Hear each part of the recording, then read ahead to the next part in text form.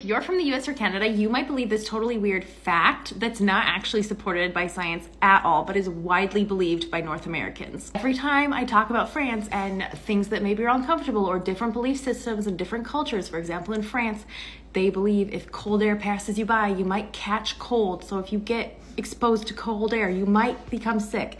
And anytime I talk about it, I get these Americans in my comments very condescendingly being like, oh, do they not believe in science? As if America doesn't have tons of these scientific myths that aren't actually supported by science as well. Great timing since it's almost Halloween, but contrary to popular belief, eating sugar does not make kids hyperactive.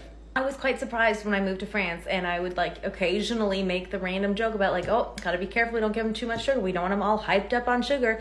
Nobody had any idea what I was talking about. I literally worked in a daycare, and I was like, oh, we don't want them too hyperactive. Let's not give them too many candies. And they're like, well, it's bad for their teeth and their waistline. But what? Nobody had any idea what I was talking about.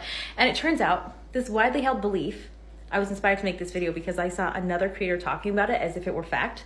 It's just not supported by science. There is no correlation between how much sugar your kids eat and how hyperactive they are.